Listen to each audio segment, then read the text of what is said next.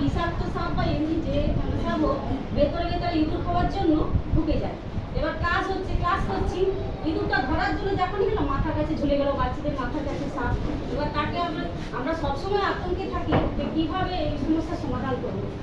সব জায়গায় আমরা বলেছি কিন্তু কোনো সমস্যার সমাধান হয়নি।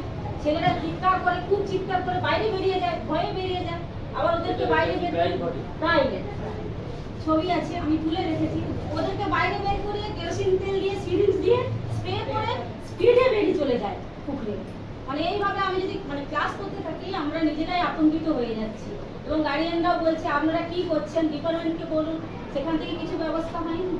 এখানে সাপ মাঝে মাঝে এখান থেকে ক্লাসরুমে ছাত্রদের আশেপাশে উঁকি দেয়, ঝরে পড়ে, হ্যাঁ, ইঁদুর ধরতে গিয়ে। তো এরা বলছেন যে এরা সর্বশিক্ষা মিশনের টাকা অনেকদিন পাননি, ওরা অ্যাপ্লাই করেছেন, ছাদ তৈরি করতে হবে, তো পাকা ছাদ, আর সেটার ব্যাপারে আপনাদের কোনো চিন্তাভাবনা আছে?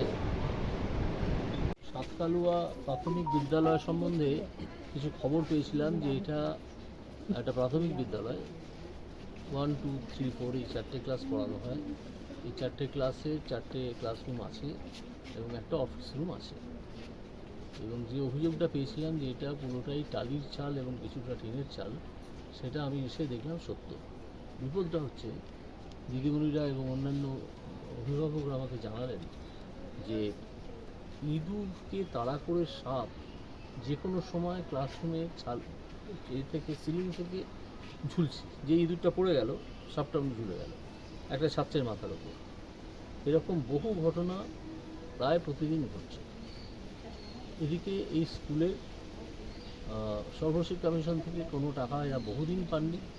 আমি আজকে এইমাত্র সর্বশিক্ষা মিশনের কার সঙ্গে কথা বললাম, এসআইয়ের সঙ্গে কথা বললাম, তিনিও খানিকটা এড়িয়ে গেলেন, করেছি বলে বললেন, কিন্তু আসলে কিছু করেননি, বোঝা গেল।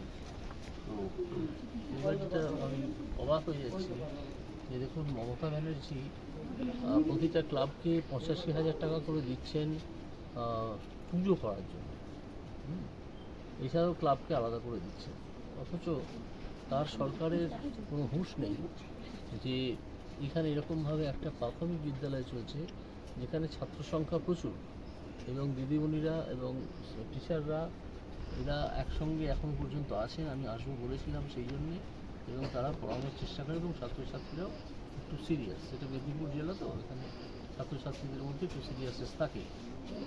আমি অবাক হয়ে যাচ্ছি যে যিনি 85,000 টাকা করে পুজোর জন্য দিতে পারেন, তিনি একটা সামান্য ছোট বাড়ির ছাদ তৈরি করিয়ে দিতে পারেন না।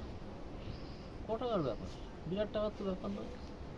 আমি তার কাছে আবেদন জানাচ্ছি মমতা ব্যানার্জির কাছে, তিনি ইমিডিয়েটলি এই বিষয়টা দেখুন, দেখে এই স্কুলের ছাদ যাতে আগামী 3 মাসের মধ্যে তৈরি হয়ে যায় সেই ব্যবস্থা করুন। এছাড়াও আমি আর একটা প্যারালাল আবেদন, সমান্তরাল আবেদন অনেক ক্লাব যারা টাকা পাচ্ছে তাদের কাছে করতে চাই। যেমন ধরুন ববি হাকিমের ক্লাব, অরূপ বিশ্বাসের ক্লাব, জেলবন্দি পার্থ তার ক্লাব, এরকম বড় বড় ক্লাব যারা এই 85,000 টাকা করে পাচ্ছেন, তারা এই 85,000 টাকাটা না নিয়ে, তাদের কাছে আমার আবেদন, তারা 5টা 6টা ক্লাব একসঙ্গে, আপনাদের 85,000 টাকা, তাদের 85,000 টাকা না পেলে কিছু যাবে আসবে না, তারা এই টাকাটা একসঙ্গে জোগাড় করে একসঙ্গে জড়ো করে অন্তত স্কুলের ছাদটা তৈরি করিয়ে দিন। মানুষ আপনাদের তো জয়ধ্বনি দেবে, আমার জন্য আমাকে দেবে না, আমি চাইছিও না। ছাত্রগুলোর যদি আজকে কোনো বিপদ হয় তাহলে কে দায়ী হবে? দায়িত্ব হবেন মমতা ব্যানার্জি, তার শিক্ষামন্ত্রী ব্রাত্য বসু। সেই জন্য আমি এই দুরকমের আবেদন জানালাম, একটা মমতা ব্যানার্জির কাছে আর একটা আমাদের বড় বড় ক্লাবগুলোর কাছে, যে আপনারা টাকাটা না দিয়ে 5টা 6টা ক্লাব জড়ো হয়ে এই 85,000 টাকা করে একসঙ্গে জড়ো করে সেটা দিয়ে ছাদটা অন্তত তৈরি করে দিই।